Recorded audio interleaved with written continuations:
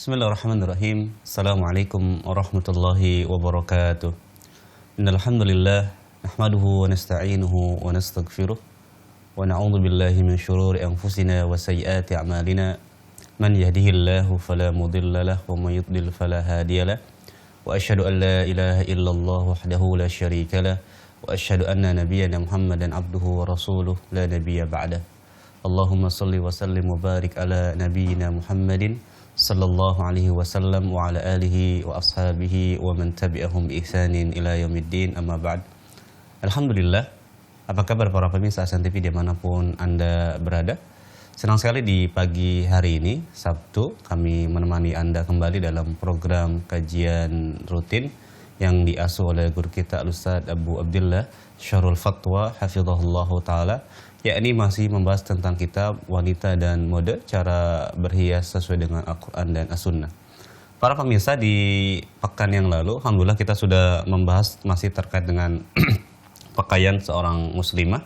Dan insya Allah di pagi hari ini Ustaz akan melanjutkan pembahasan berikutnya, yakni pakaian wanita ketika bersama wanita kafir. Dan bagi para pemirsa yang memiliki kitab tersebut, kami persilakan untuk membuka di halaman 82. Sekali lagi, bagi para pemirsa Ahsan TV yang memiliki kitab Wanita dan Mode, kami persilakan untuk membuka di halaman 82. Dan seperti biasa juga kami mengundang Anda dalam segmen soal jawab. Kami mengundang Anda untuk bisa berinteraktif. Bagi yang ingin bertanya melalui layanan telepon, kami persilakan untuk menghubungi kami di nomor 0811-9007912. Atau Anda juga bisa bertanya melalui layanan pesan singkat di nomor 0811-9007913. Insya Allah nanti selesai Ustadz menjelaskan terkait dengan pembahasan di pagi hari ini, kami akan berikan kesempatan Anda untuk bisa bergabung dalam segmen soal jawab. Dan alhamdulillah Ustadz telah berada di studio Ahsan TV, dan kita sapa dulu terlebih dahulu. Assalamualaikum warahmatullahi wabarakatuh, Ustaz. Waalaikumsalam warahmatullahi wabarakatuh. Gimana Ustaz kabar pagi hari ini? Alhamdulillah baik. Baik, khairan. Kami persilakan Ustaz untuk memulai pembahasan. Falyatafaddal masykuran. Bismillahirrahmanirrahim. Alhamdulillahirabbil alamin. Wassalatu wassalam ala Rasulillah nabiyina Muhammadin wa ala alihi wa sahbihi wa man tabi'ahum bi ihsanin ila yaumiddin. Asyhadu an la ilaha illallah wahdahu la syarikalah wa asyhadu anna Muhammadan abduhu wa rasuluhu la nabiyya ba'dah. Yaqulullah tabaraka wa ta'ala, ya ayyuhalladzina amanu taqullaha haqqa tuqatih wa la tamutunna illa wa antum muslimun. Wa qala alaihi salatu wassalam, fa inna asdaqal hadis kitabullah wa khairal hadi hadi Muhammadin sallallahu alaihi wasallam wa syarrul umuri muhdatsatuha fa inna kulla muhdatsatin bid'ah wa kulla bid'atin dolalah wa kulla dolalatin finnar. Saudara-saudariku yang dimuliakan Allah Subhanahu wa taala, alhamdulillah pagi hari ini kita kembali dalam kebaikan dan nikmat dari Allah Subhanahu wa taala. Kita bangun tidur dalam keadaan segar, dalam keadaan sehat, ya, bisa minum, bisa makan, kemudian merasakan keamanan. Semuanya itu adalah nikmat dari Allah SWT. Salawat dan salam tidak lupa kita sampaikan kepada Nabi kita, Nabi Muhammad Sallallahu Alaihi Wasallam beserta para sahabatnya, kerabatnya, dan pengikut yang tetap setia mengikuti beliau hingga akhir zaman nanti. Saudara-saudariku yang dimuliakan Allah SWT, setelah kita pahami pakaian busana wanita muslimah di depan mahramnya atau sesama wanita muslimah lain, yaitu patokannya wanita muslimah ketika di depan mahramnya atau di depan wanita muslimah sesama temannya, dia boleh menampakkan keindahan auratnya, hanya saja menampakkan bagian-bagian tubuh, aurat-aurat yang menerima perhiasan. Jika bagian tubuh tersebut tidak menerima perhiasan, maka tidak boleh ditampakkan di depan mahram atau sesama wanita muslimah. Dan juga sudah kami sebutkan, bolehnya wanita muslimah menampakkan aurat dan keindahan tubuhnya di depan mahram itu disyaratkan tidak menimbulkan fitnah.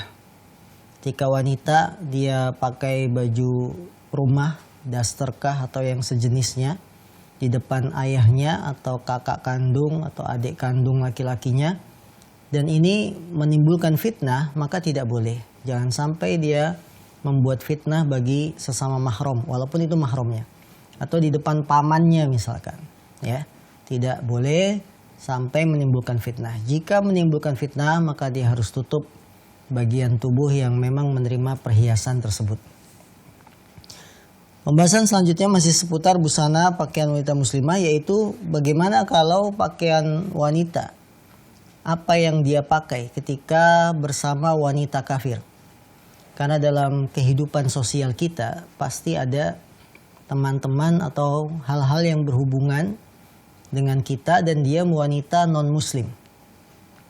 Sebagai contoh misalkan kita sebagai wanita muslimah berobat ya ke dokter yang ternyata dokter tersebut non-muslim. Maka boleh kita membuka aurat, membuka bagian tubuh di depan dokter wanita yang non-muslim. Atau kasus para wanita muslimah melahirkan di sebuah klinik, ternyata bidannya itu non-muslim. Apakah boleh dia menampakkan auratnya di depan wanita non-muslim? Atau batasannya seperti apa? Ketika wanita di depan, wanita muslimah di depan wanita kafir, wanita non-muslim, batasan pakaiannya seperti apa? Ini akan kita bahas di pagi hari ini dan dilengkapi dengan tentang adab berpakaian insyaallah ta'ala. Baik, kita bahas satu persatu. Yang pertama adalah pakaian wanita muslimah ketika bersama atau berkumpul dengan wanita kafir. Syariat ini melarang seluruh wanita muslimah untuk menampakkan perhiasannya kepada para wanita non-muslim. Jadi Islam sudah tegas melarang tidak bolehnya wanita muslimah menampakkan perhiasan aurat di depan wanita non-muslim. Berdasarkan firman Allah dalam Al-Quran surat An-Nur ayat 31, Allah berfirman, وَلَا يُبْدِينَ زِينَتَهُنَّ إِلَّا مَا ظَهَرَ مِنْهَا وَلْيَضْرِبْنَ بِخُمُرِهِنَّ عَلَى جُيُوبِهِنَّ وَلَا يُبْدِينَ زِينَتَهُنَّ إِلَّا لِبُعُولَتِهِنَّ أَوْ آبَائِهِنَّ أَوْ آبَاءِ بُعُولَتِهِنَّ أَوْ أَبْنَائِهِنَّ أَوْ أَبْنَاءِ بُعُولَتِهِنَّ أَوْ إِخْوَانِهِنَّ أَوْ بَنِي إِخْوَاتِهِنَّ أَوْ بَنِي أَخَوَاتِهِنَّ أَوْ نِسَائِهِنَّ. Dan janganlah mereka menampakkan perhiasannya kecuali yang biasa nampak daripadanya. Dan hendaklah mereka menutupkan kain kudung ke dadanya. Janganlah menampakkan perhiasannya kecuali kepada suami mereka, atau ayah mereka, atau ayah suami mereka, atau putra-putra mereka, atau putra-putra suami mereka, atau saudara-saudara laki-laki mereka, atau putra-putra saudara lelaki mereka, atau putra-putra saudara perempuan mereka, atau wanita-wanita Islam. Imam Ibnu Katsir mengatakan, yaitu mereka, para wanita muslimah, juga boleh menampakkan perhiasannya kepada wanita-wanita muslimah lainnya. Jadi kalau wanita muslimah sama wanita muslimah boleh. Tetapi bukan kepada wanita-wanita ahli zimmah, yaitu kafir zimmi. Orang-orang non-muslim yang hidup tinggal di bawah kekuasaan kaum muslimin. Tetapi kata Imam Ibnu Katsir, tidak atau bukan kepada wanita-wanita kafir non-muslim, agar mereka tidak menceritakannya kepada suami-suami mereka. Imam Syaukani berkata, dan penyandaran kalimat nisa kepada wanita muslimah menunjukkan bahwa hal itu khusus hanya wanita mukminah saja.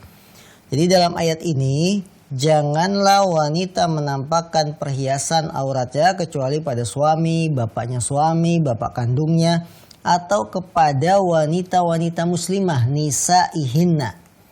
Nah, ketika disebutkan dalam ayat ini boleh menampakkan perhiasan kepada wanita muslimah, pemahamannya tidak boleh ditampakkan kepada wanita non-muslim.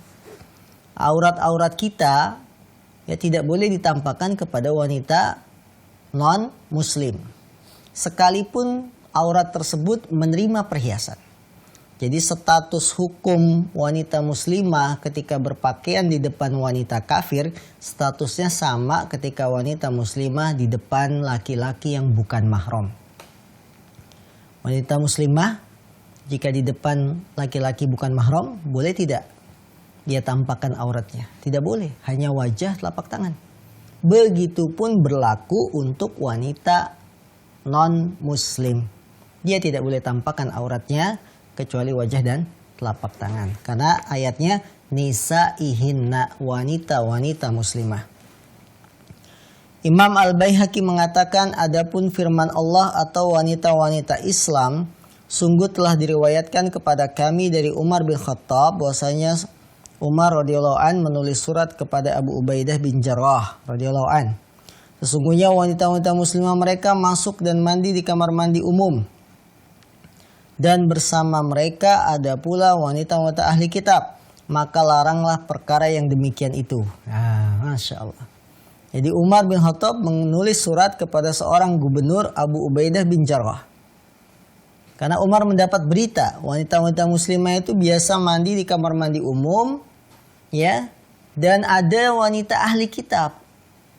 Mandi di kamar mandi umum jelas membuka kerudung, membuka aurat dan dilihat oleh wanita ahli kitab. Kata Umar, laranglah perkara yang demikian itu. Maka laranglah. Jadi ini perintah instruksi dari Umar kepada gubernur Abu Ubaidah bin Jarrah. Larang, itu nggak boleh. Ini dikuatkan lagi oleh Syalbani, beliau ahlu hadis, ulama yang sangat kita kagumi dan terkenal di zaman ini. Beliau berkata, firman Allah atau wanita-wanita mereka, yaitu wanita-wanita mukminah, sebagaimana yang dikatakan Mujahid dan selainnya dari kalangan salaf. Berbeda dengan apa yang dikatakan oleh orang-orang sekarang yang mereka menyangka bahwa makna ayat tersebut adalah wanita-wanita umum. Baik mereka wanita muslimah atau wanita kafir.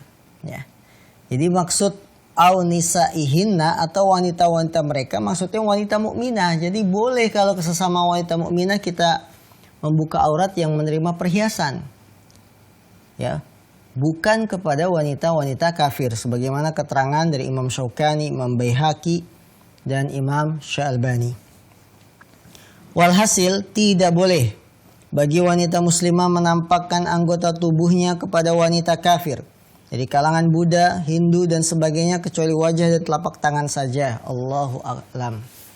Ini kesimpulan bagaimana busana wanita muslimah di depan wanita non muslim. Kesimpulannya tidak boleh ditampakkan auratnya. Yang biasa tampak ya di rambut, kemudian tangan tidak boleh diperlihatkan di depan wanita kafir. Ya, karena itu khusus untuk wanita muslimah. Bagaimana keadaannya ketika kita darurat? Seperti persalinan itu kan kondisinya darurat. Bidan yang dekat rumah ada, tapi non muslim. Mau cari bidan yang muslim harus menempuh jarak 2 kilo, 3 kilo. Nah, kalau persalinan jalannya 3 kilo saja sudah ya sangat membahayakan. Boleh tidak kita persalinan di klinik yang ditangani oleh bidan non muslim? Kalau memang itu adalah darurat, ya, maka dibolehkan. Karena kondisi darurat itu membolehkan perkara yang dilarang. Akan tetapi, jika kita persalinan berikutnya mungkin untuk mencari bidan yang muslim, yang muslimah, maka itu lebih baik. Baik, saudara-saudariku yang dimuliakan Allah SWT, sudah selesai pembahasan tentang batasan-batasan busana wanita muslimah, sesama mahram, sesama wanita muslimah, dan sesama non-muslim. Sekarang tiba saatnya kita membahas adab berpakaian. Karena bagaimanapun seorang muslim ketika berpakaian ada adab-adab yang harus diperhatikan. Yang adab-adab ini diajarkan oleh Islam untuk menunjukkan betapa tingginya agama kita yang selalu mengajarkan adab. Bagaimana adab berpakaiannya seorang muslim maupun muslimah? Yang pertama adalah anjuran menampakkan nikmat Allah dalam berpakaian. Karena menutup aurat adalah nikmat Allah yang harus disyukuri. Betapa banyak orang-orang yang tidak mampu menutup auratnya dengan sempurna. Allah berfirman, ya bani Adam, qad anzalna 'alaikum libasa yuwari sawatikum warisha wa libasu taqwa dzalika khair dzalika min ayatillahi la'allahum yadhakkarun. Wahai anak Adam, sungguhnya kami telah menurunkan kepadamu pakaian untuk menutup auratmu dan pakaian indah untuk perhiasan, dan pakaian takwa itulah yang paling baik. Yang demikian itu adalah sebagian dari tanda-tanda kuasa Allah. Mudah-mudahan mereka selalu ingat. Artinya menampakkan nikmat Allah dalam berpakaian. Kita kalau diberikan nikmat Allah, mampu berpakaian, apalagi dilebihkan rizki, maka tampakkan nikmat itu dengan memakai pakaian yang layak, dengan memakai pakaian yang indah. Bukan berarti kita diberikan nikmat kemudian memakai pakaian yang gembel, compang-camping, robek. Tidak. Jadi Allah itu senang kalau Allah memberikan nikmat pada seorang, kemudian kita tampakkan athar, ya, dampak dari nikmat ini kita perlihatkan. Itu boleh.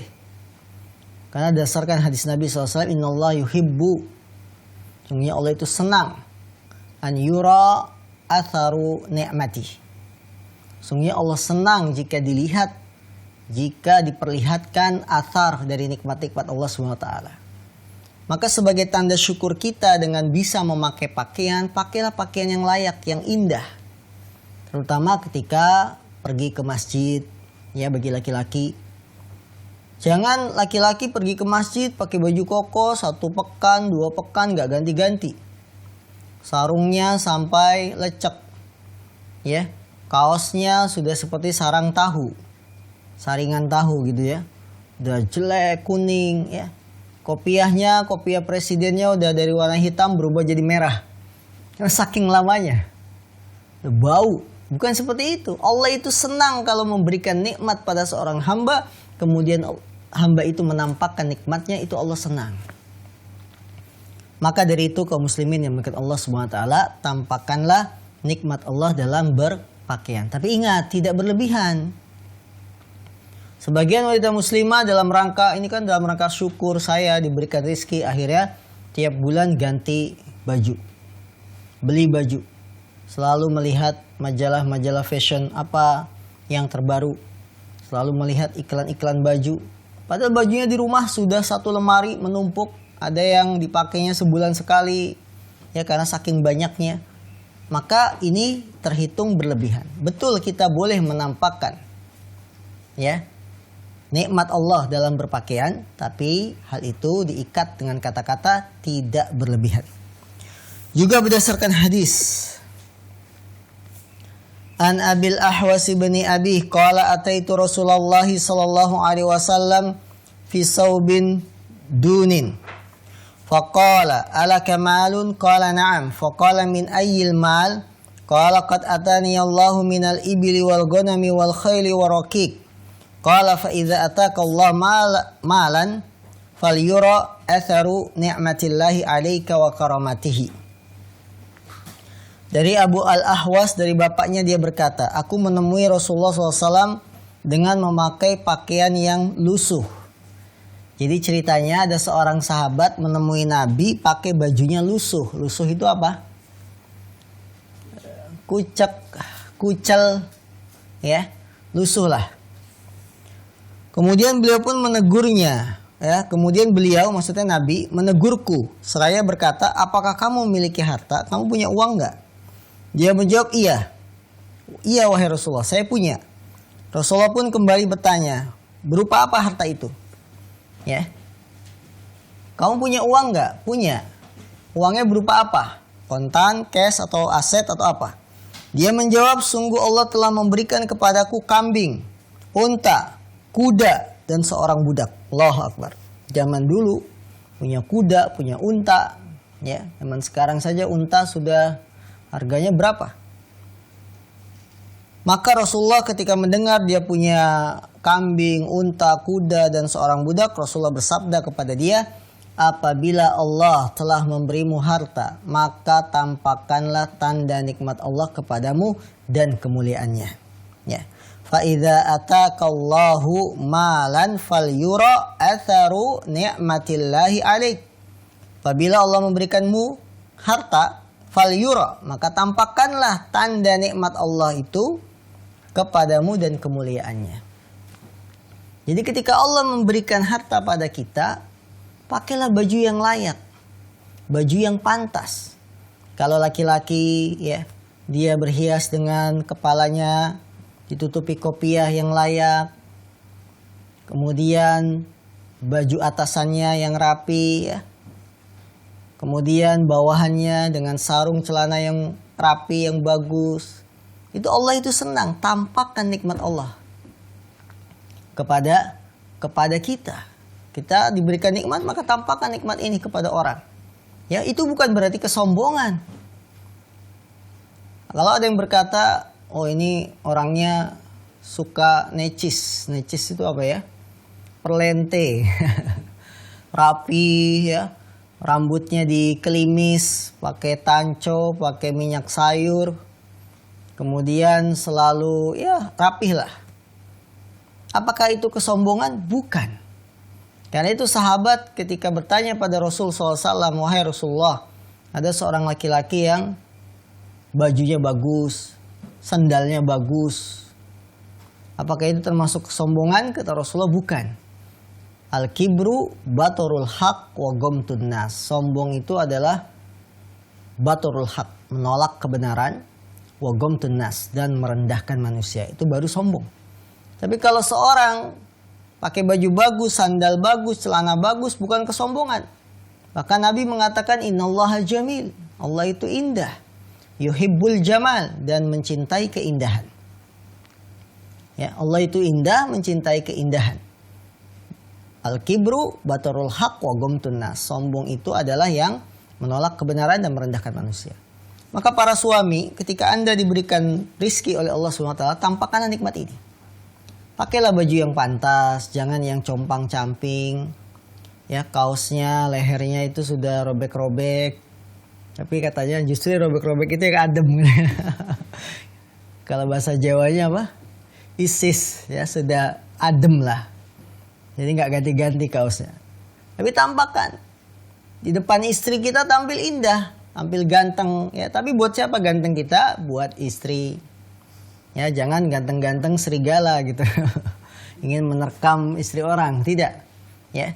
Begitupun wanita, para istri yang diberikan kelebihan harta dari suaminya, atau dia punya penghasilan sendiri, entah itu jualan atau lainnya bisnis, ya istri punya bisnis, tampakkan nikmat Allah ini dengan berpakaian yang layak. Jangan memakai kaos kaki sudah seminggu gak ganti-ganti. Itu baunya ketika dibawa ke masjid, masjidnya ber-AC. Ya, kalau AC ada bau tidak enak kan akan menyebar.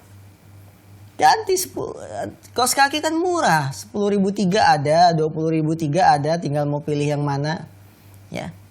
Kemudian celana dalaman yang dipakai di dalam gamis itu jangan sampai bolong-bolong, ya Allah, ya.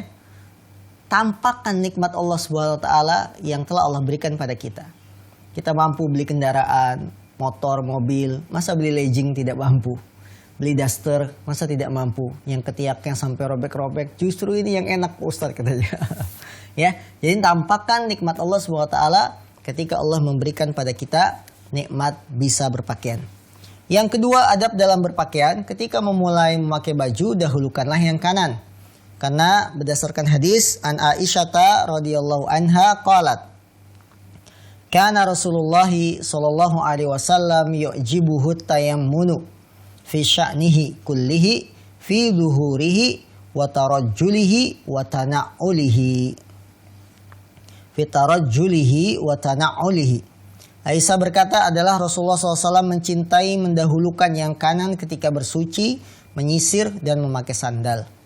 Jadi dalam berpakaian dahulukan yang kanan, ya misalkan kita pakai gamis, pakailah masukkan tangan yang kanan terlebih dahulu karena Rasul itu mencintai untuk mendahulukan yang kanan ketika bersuci, ketika menyisir, ya menyisir rambut kita, dahulukan yang kanan, dan ketika memakai sandal. Rasulullah SAW juga bersabda, "Idza labistum wa idza tawadda'tum fabda'u bi ayaminikum." Apabila engkau memakai pakaian dan berwudu, maka dahulukanlah yang kanan. Imam An-Nawawi berkata, disunnahkan untuk memulai yang kanan ketika memakai pakaian, sandal, celana, dan yang semisalnya. Adapun ketika melepasnya, maka dahulukanlah yang kiri. Ini adab kita dalam berpakaian, dahulukan, memulai dengan yang kanan. Bagaimana pakai jam tangan, yang kanan dulu, yang kiri dulu? Tidak. Ya, untuk jam tangan dia bukan termasuk jenis pakaian, dia termasuk aksesoris, perhiasan ya. Pakaian itu kan yang dipakai. baju, apalagi sandal itu kan pakaian ya. Yang dia punya sepasang kanan kiri. Adapun arloji dia tidak punya sepasang kanan kiri. Baik, yang ketiga adab dalam berpakaian adalah berdoa ketika memakai pakaian. Di antara doa-doa tersebut adalah an Mu'adz ibni Anasin an abihi anna Rasulullah sallallahu alaihi wasallam qala man labisa thawban faqala alhamdulillahilladzi kasani hadha thawba wa razaqanihi min ghairi haulin minni wala quwwah ghufira lahu ma taqaddama min dzambi wa ma ta'akhkhar. Dari Mu'adz bin Anas dari bapaknya bahwasanya Rasulullah SAW bersabda, barang siapa memakai pakaian kemudian membaca doa, segala puji bagi Allah yang telah memberikan pakaian ini kepadaku sebagai rezeki darinya tanpa daya dan kekuatan dariku, maka dia akan diampuni dosa yang telah lalu dan yang akan datang. Ya. Adapun jika memakai pakaian baru hendaklah berdoa, Allahumma lakal ham anta kasautanihi as'aluka min khairi wa khairi ma suni'alah wa a'udzubika min syarri wa syarri ma suni'alah. Ya Allah, segala puji untukmu. Kau telah memberikan pakaian ini kepadaku. Aku memohon kebaikannya dan kebaikan yang ia telah diciptakan karenanya. Dan aku berlindung dari kejelekannya dan dari kejelekan yang ia telah diciptakan karenanya. Maka kaum muslimin, wanita muslimah dimanapun anda berada, ini doa-doa kita ketika memakai pakaian. Alhamdulillahilladzi kasani hadza thawba wa razaqanihi min ghairi haulin wala quwwatin ya minni. Kemudian apa pahalanya? Ghufira lahu ma taqaddama min dzambihi wa ma ta'akhkhar. Akan diampuni dosanya yang telah lalu dan yang akan datang. Yang keempat, adab dalam berpakaian hendaklah memakai pakaian yang indah ketika hari raya. Dianjurkan untuk memakai pakaian yang indah ketika hari raya, baik hari Jumat, Idul Fitri ataupun Idul Adha. Berdasarkan sabda Rasulullah SAW yang berbunyi, ma'ala ahadikum lawishtara thawbaini liyaumil jumu'ati siwa thawbi mihnatih. Tidakkah seorang di antara kalian membeli dua pakaian? Pakaian untuk hari Jumatnya selain pakaian untuk kerja, selain pakaiannya untuk kerja, untuk profesinya. Ya. Dalam hari raya ini termasuk hari spesial. Hari rayanya kaum muslimin, baik yang berulang setiap pekan, yaitu hari raya hari Jumat, atau yang berulang 1 tahun 2 kali, Idul Fitri, Idul Adha. Pakailah pakaian yang indah, pakaian yang bagus, ya tidak harus baru, tapi pakaian yang spesial. Maka tidak mengapa kita memiliki pakaian yang spesial yang dipakai untuk Lebaran, Idul Fitri, atau Idul Adha, atau setiap Jumat. Ya, pakailah. Karena Rasulullah SAW, beliau mengatakan, tidakkah seorang di antara kalian membeli dua pakaian? Pakaian untuk hari Jumatnya, ya, dan juga pakaian untuk kerjanya. Ini menunjukkan pada kita, bagi para pekerja, apabila Anda akan sholat, bawalah pakaian dari rumah. Jangan pakai baju kerja, walaupun itu boleh, ya, selama bersih, tidak ada najis, silakan. Tapi hendaklah, kata Nabi, ada pakaian khusus, terutama Jumat. Ya, yang bekerja di pabrik dan mendapati waktu Jumatan, ingin sholat Jumat, maka terlebih dahulu gantilah pakaian yang bagus. Pakaian kerjanya disimpan dulu, diganti, pakai koko, pakai sarung, kopiah, minyak wangi, kan enak. Setelah itu kita ganti lagi pakai baju kerja sebagaimana perintah Nabi Shallallahu Alaihi Wasallam. Baik, sampai di sini. Insya Allah kita sambung di pertemuan berikutnya. Baik, jazakumullah khairan atas penjelasan dari Ustadz terkait dengan adab-adab berpakaian, dan sebelumnya tadi Ustadz juga menjelaskan tentang cara berpakaian di depan wanita kafir. Baik para pemirsa Hasan TV dimanapun Anda berada, tibalah saatnya kami memberikan kesempatan bagi Anda untuk bisa bergabung dalam segmen soal jawab. Kami berikan kesempatan bagi Anda yang ingin bertanya secara langsung, silahkan nanti bisa menghubungi kami di nomor 0811 900 7912. Atau Anda juga bisa mengirimkan pertanyaan melalui layanan pesan singkat di nomor 0811 900 7913. Insya Allah kami akan berikan kesempatan setelah kita jeda berikut ini. Baik, para pemirsa Sun TV dimanapun Anda berada, kita masuk dalam segmen soal jawab. Kami persilakan bagi pemirsa yang bertanya secara langsung, silakan bisa menghubungi kami di nomor 0811 900 7912. Sudah ada telepon yang masuk, kami persilakan. Halo. Assalamualaikum. Waalaikumsalam warahmatullahi wabarakatuh. Dengan siapa, di mana Bapak? Dengan Fadli di Madura. Dengan Pak Fadli di Madura. Ya, silakan Bapak. Assalamualaikum Ustaz. Waalaikumsalam warahmatullahi wabarakatuh. Sebelumnya saya minta maaf Ustaz, Ya, ingin bertanya di luar tema. Ya, silakan Pak. Nah, gini loh Ustaz, saya pernah mendengar bahwasanya imam dan makmum dianjurkan mengucapkan amin setelah pembacaan surat Al-Fatihah. Terus saya juga pernah mendengar bahwasanya bacaan amin makmum itu mengaminkan apa yang diaminkan oleh bacaan imam, amin imam. Yang saya ingin tanyakan Ustaz, bagaimana dengan imam yang tidak mengucapkan amin di akhir pembacaan surat Al-Fatihah? Baik. Terus bagaimana pula hukum makmum apabila bacaan surat Al-Fatihah imam itu kurang baik atau buruk, apakah makmum tetap dianjurkan untuk mengucapkan amin? Baik. Cukup? Terus kalau boleh satu kali lagi Ustaz, siap. Ya, silakan. di tahiyat Ustaz, Di apa? Di mana? Di apa, Pak? di tahiyat. Di Tahiyat. tahiyat. Iya, di tahiyat akhir. Saya banyak melihat di tahiyat akhir ada yang langsung mengangkat jari di saat awal tahiyat sampai salam. Terus ada juga yang mengangkat jari pada Tasyahud. syahadat Syahadat. sampai salam. Terus saya juga ini saya bingung Ustaz. Baik. Ada yang mengangkat jari hanya di saat syahadat toh, setelah itu menutup di pembacaan salawat sampai salam. Jadi hanya menunjuk jarinya hanya di saat syahadat Asyhadu toh. an la ilaha illallah. Terima kasih Baik, atas baik. penjelasannya Ustaz. Baik, Pak Fadli. Assalamualaikum. Assalamualaikum warahmatullahi wabarakatuh. Baik, jazakallahu khairan Pak Fadli di Madura. Ada beberapa Baik, catatan, ada silakan. 3 pertanyaan ya, kurang lebih yang bisa kami tangkap. Beliau menanyakan yang pertama, bila imam itu mengucapkan amin, makmumnya apakah mengaminkan aminnya imam ataukah bersamaan dengan aminnya imam? Kalau kita baca hadis-hadis yang berbicara tentang tata cara amin, maka di sana terdapat keutamaan bagi yang aminnya makmum sesuai sama dengan aminnya imam, maka akan didoakan oleh para malaikat, ya.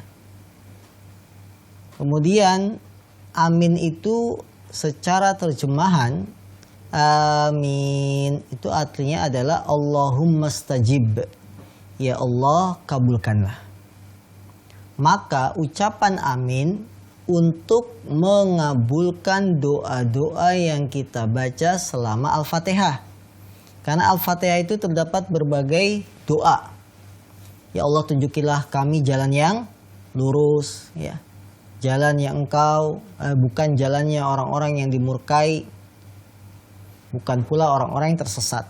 Walad dolin. Nah, ketika kita berdoa, ya Allah tunjukilah jalan yang lurus, bukan jalannya orang yang dimurkai dan bukan jalan orang yang tersesat, maka ini berlaku untuk imam dan makmum.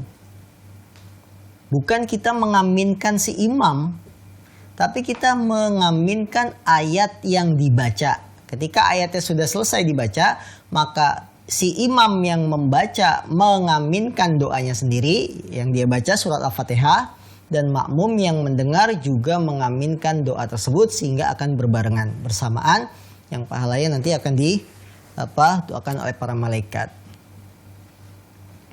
Kemudian yang kedua permasalahan tentang Al-Fatihah. Al-Fatihahnya tidak bagus. Bila kita dapati imam membaca Al-Fatihah tidak baik dan tidak benar. Mendapati imam yang tidak baik, tidak benar dalam bacaan Al-Fatihah, ini perlu dirinci. Apakah akan membuat lahan jali atau lahannya lahan khafi? Dari ilmu qiraat ada istilah lahan jali. Lahan itu kesalahan yang jali, kelihatan banget, dan ada yang khafi, yang samar.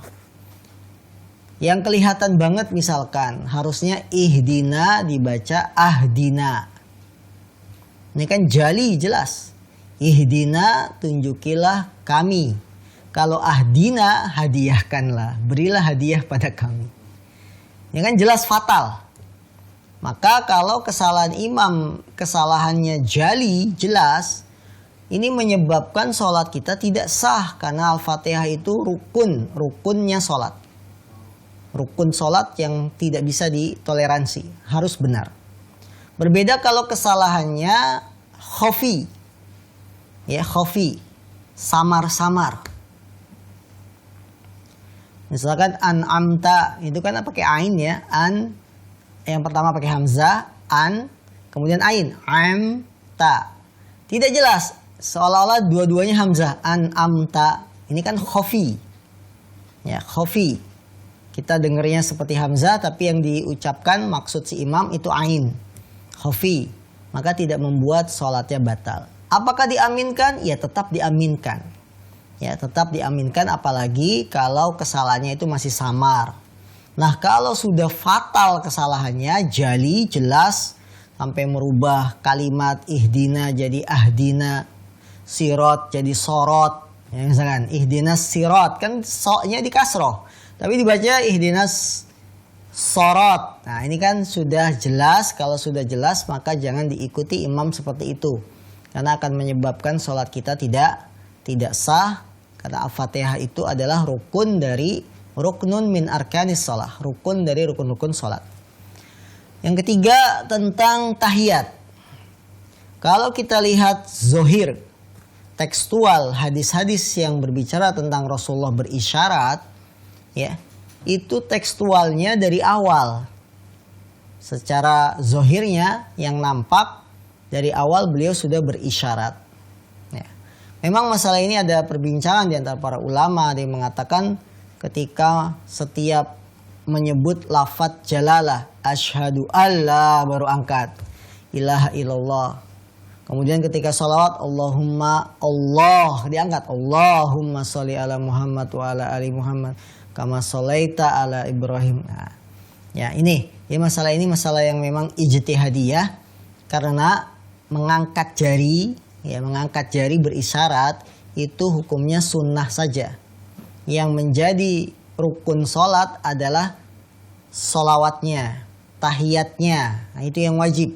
Kalau mengangkat jari hukumnya sunnah, sehingga yang perkara sunnah ini tidak ada konsekuensi hukum ketika ditinggalkan. Jadi sunnah-sunnah sholat kalau kita tinggalkan tidak ada konsekuensi hukum.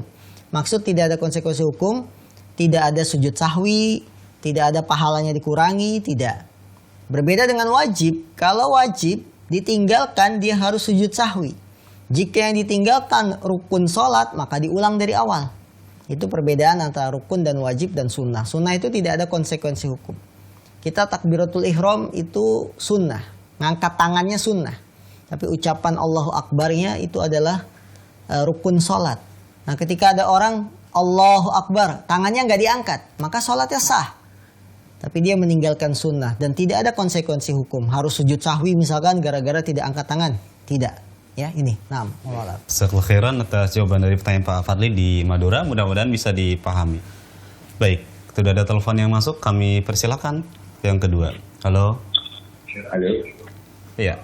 Dengan siapa, di mana Bapak? Ya. Halo. Ya, sudah masuk. Kami persilakan Bapak. Oh, dengan Teguh di Riau. Di mana Bapak? Di Riau. Di Riau. Baik. Silakan Bapak. Pertanyaannya. Assalamualaikum. Assalamualaikum warahmatullahi wabarakatuh. Di Riau, Pak. Iya. Silahkan. Ini mau tanya, izin bertanya Ustaz. Ya. Ketika kita sholat, setelah membaca Fatihah, kemudian kita lanjutkan membaca sebagian surat dari Al-Quran, bukan dari awal, apakah kita harus membaca basmalah atau ta'awudz Ustaz? Baik. Cukup pertanyaannya Pak? Cukup. Baik. Assalamualaikum warahmatullahi wabarakatuh. Assalamualaikum warahmatullahi wabarakatuh. Waalaikumsalam warahmatullahi wabarakatuh. Baik. Saudara kami di Riau, beliau bertanya ketika kita sudah selesai baca Al-Fatihah dan membaca sebagian ayat Al-Quran yang mudah, karena Rasulullah mengatakan faqra'u ma tayassara minal Quran. Bacalah apa yang mudah bagimu dari ayat Al-Quran. Apakah kita membaca basmalah atau ta'awud? Ayat Al-Quran yang kita baca setelah Al-Fatihah ada dua keadaan. Keadaan yang pertama kita baca dari awal ayat, dari ayat pertama. Maka ketika kita baca Al-Quran setelah Al-Fatihah dimulai dari ayat ke-1, bacalah bismillah. Ya, bacalah bismillahirrahmanirrahim, kemudian baca ayatnya. Ya, misalkan bismillahirrahmanirrahim wadduha.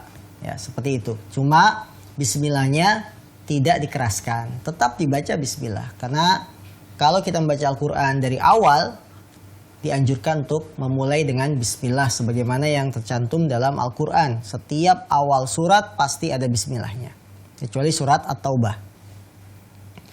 Yang kedua, ketika kita selesai Al-Fatihah membaca Al-Quran, keadaan kedua kita membaca Al-Quran dari tengah-tengah, tidak dari awal surat.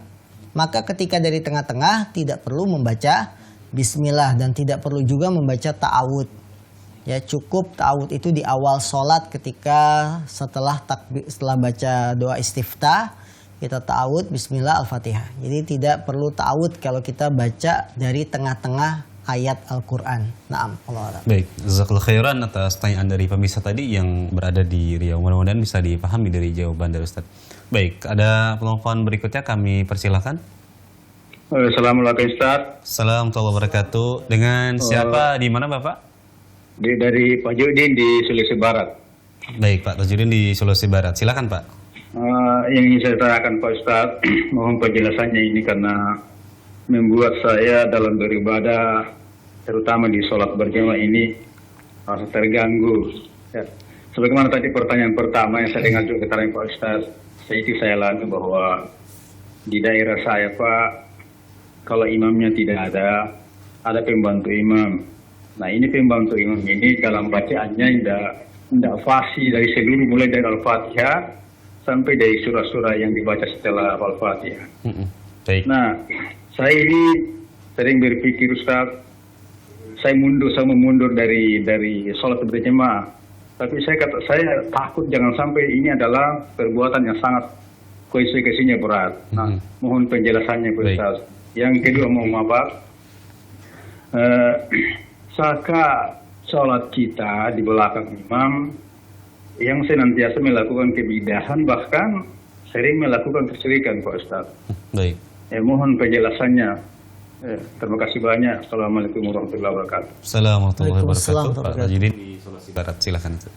Alhamdulillah saudara kami di Sulawesi Barat bergabung di kesempatan pagi hari ini. Beliau menanyakan yang pertama, ketika imam tetap tidak ada, digantikan oleh pembantu imam atau wakilnya imam. Dan sayangnya pembantu imam, wakilnya imam ini tidak baik dalam bacaan sholatnya, baik Al-Fatihah maupun surat. Sampai beliau berpikir untuk tidak sholat berjamaah. Ya, artinya sholat di rumah. Tapi beliau khawatir ini akan membawa pada dosa yang lebih besar karena sholat berjamaah bagi kaum laki-laki hukumnya apa? Wajib. Yang pertama, Bapak yang dimuliakan Allah SWT, bila si imam ini tidak baik bacaannya, apalagi Al-Fatihah yang bisa membuat sholat kita tidak sah, maka kita tidak berdiam diri, tapi mencari solusi jalan yang lain. Karena dia sudah dipercaya jadi wakil imam, ya, yang kemungkinan besar akan menjadi imam ketika imam tetapnya tidak ada. Kita tidak bisa diam. Dengan cara apa tidak bisa diam? Kita datangkan guru ngaji yang bisa memperbaiki bacaannya, sehingga dia tetap akan memimpin sholat dengan bacaan yang benar. Jadi kita tidak mundur begitu saja, tapi kita ada usaha untuk memperbaiki, usaha untuk dakwah. Yaitulah hidup kita. Bahwa kita hidup untuk memberikan kebaikan, menjadi pembuka pintu kebaikan. Kita cari guru ngaji, tidak ada masalah. Misalkan kita berikan transport dari kita, ya, kita yang mengadakan, dan imam, wakil imam ini yang kita jadikan target untuk bisa bacaannya lebih baik, ya, seperti itu. Kemudian yang kedua, pertanyaan kedua tentang Imam yang melakukan syirik dan imam melakukan syirik dan bid'ah. Apabila si imam ini banyak melakukan kesyirikan, yang kita tahu kesyirikan itu sangat berbahaya sekali, bisa mengeluarkan seorang pelakunya dari agama Islam. Dan kalau itu memang jelas dia melakukan kesyirikan keluar dari agama Islam, maka kita tidak boleh sholat di belakang orang yang berbuat kesyirikan tersebut. Berbeda dengan orang imam yang dia tidak berbuat syirik tapi melakukan perkara baru dalam agama yang biasa disebut dengan bid'ah. Ya. Imam ini tidak sampai derajat melakukan kesyirikan, tapi dia melakukan perkara baru dalam agama atau disebut dengan istilah bid'ah. Maka kalau masih derajat yang melakukan perkara baru dalam agama, kita boleh sholat di belakangnya. Sebagaimana ucapan Hasan al-Basri, "Sholli wa alaihi bid'atuh." Sholatlah di belakangnya. Imam Hasan al-Basri ditanya, bagaimana hukum sholat di belakang orang yang banyak melakukan perbuatan baru dalam agama? Kata Imam Hasan al-Basri, "Sholli wa alaihi bid'atuh." Sholatlah di belakangnya dan dosa bid'ahnya bagi dia. Ya, karena memang pelaku ini yang melakukan perkara baru dalam agama tidak sampai mengeluarkan dari agama. Berbeda dengan kesyirikan. Kesyirikan ini fatal. Ya, dosanya tidak diampuni, dan bila itu adalah syirik besar, yukhrij anil millah, mengeluarkan pelakunya dari agama. Allah Ta'ala alam. Baik, jazakallahu khairan atas jawaban dari Bapak yang bertanya di Sulawesi Barat. Kita terima telepon terakhir di pagi hari ini dari telepon. Kami persilahkan. Halo. Assalamualaikum. Assalamualaikum warahmatullahi wabarakatuh. Dengan siapa di mana, Pak? Bapak Endi di Bengkulu. Pak Edik di Bengkulu. Bengkulu. Baik, dari Pak Edik di Ya. Bengkulu. Silakan Pak pertanyaannya. Ini bertanya tentang di luar tema, Ya, silakan Pak. ya, tentang riba. Iya. Saya kan beli motor 10 juta, terus itu mau saya jual 12. Tapi setelah saya mau jual, orang yang mau beli ini mau bayar 2 kali. Jadi saya naikkan harganya menjadi 13 juta. Itu riba itu, Ustaz. Baik. Mohon jawabannya, Ustaz. Baik. Ya. Assalamualaikum. Assalamualaikum warahmatullahi Waalaikumsalam wabarakatuh. warahmatullahi Silakan Ustaz. Saudaraku yang dimuliakan Allah SWT, kita harus bedakan mana yang jual beli, mana yang riba. Ya, bahwa antara jual beli dengan riba ada perbedaan. Ketika kita punya barang, kemudian kita beli belanjanya 10 juta dan barang ini sudah milik kita karena sudah kita beli. Kemudian kita jual lagi 12 juta cash, kontan. Itu bukan riba. Ada yang tertarik, tapi dia tidak bisa cash. Kalau cash kita kasih harga 12 juta kontan, tapi dia mau nyicil dengan 2 kali bayar, berarti 6 juta 6 juta. Ya. Kita katakan kalau kamu nyicil harganya bukan 12 juta, harganya jadi 13 juta. Apakah ini dibolehkan? Jawabannya boleh. Ini bukan termasuk riba. Karena orang itu pasti akan memilih salah satu di antara 12 juta atau 13 juta. Jika bayar cash langsung dia akan dapat harga 12 juta. Tapi ketika dicicil menjadi 2 kali bayar menjadi 13 juta. Itu bukan riba. Itu jual beli dengan sistem kredit. Dan jual beli sistem kredit hukumnya boleh bila tidak melanggar aturan-aturan syariat. Nah, karena dia harganya tetap. Dan dia pembeli akan memilih antara 12 dan 13. Dan sehingga tidak tepat kalau dikatakan ini termasuk menjual barang dengan 2 harga atau 2 jual beli dalam satu transaksi. Tidak. Ini namanya menjual dengan cara yang sah. Ya, karena pembeli pasti akan memilih antara cash dengan kredit. Ketika dia memilih kredit berarti itu satu penjualan, tidak ada 2 penjualan. Nah, Allah a'lam. Jazakallahu khairan atas jawaban dari Ustaz. Mungkin kita berikan kesempatan pertanyaan dari SMS Ustaz, yang sudah ada beberapa pertanyaan. Dari Ibu Muslimah di Sumatera Utara. Assalamualaikum warahmatullahi wabarakatuh. Ustaz izin bertanya, bagaimana adab berpakaian di hadapan sesama saudara di dalam rumah, dan termasuk apakah menantu Ustadz, apakah termasuk boleh kita membuka aurat? Mohon jawaban dari Ustadz. Jazakumullah khairan. Baik, bagi ibu yang bertanya melalui pesan singkat, ini sudah kami bahas di pertemuan sebelumnya. Apabila wanita di depan saudara termasuk menantu itu kan mahram. Dan pembahasan sebelum hari ini kita sudah bahas busana wanita muslimah di depan mahramnya atau di depan sesama wanita muslimah. Di depan mahram berarti termasuk saudara kandungnya yang laki-laki, ya, termasuk menantunya. Menantu itu mahram bagi kita, maka boleh kita membuka aurat sebatas bagian tubuh yang menerima perhiasan. Bagian tubuh yang menerima perhiasan ini boleh diperlihatkan kepada mahram atau sesama wanita muslimah. Nah, pertanyaan dari Ibu Muslimah sebagai penutup kita di kesempatan pagi hari ini, karena waktu yang terbatas, sekali lagi saya mohon maaf karena waktu yang terbatas, ada beberapa pertanyaan yang belum kami bacakan dan ada beberapa telepon juga yang ingin masih menelpon, tapi karena keterbatasan waktu kita, jadi mohon maaf kita batasi. Kami ucapkan jazakumullah khairan kepada Ustadz yang telah meluangkan waktu di kesempatan pagi hari ini dan sebelumnya di hari Jumat.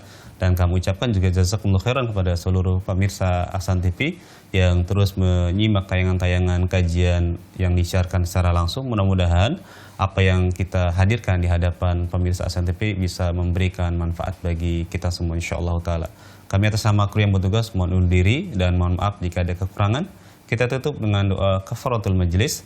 Subhanakallahumma wa bihamdika asyhadu an la ilaha illa anta astaghfiruka wa atubu ilaik. Assalamualaikum warahmatullahi wabarakatuh.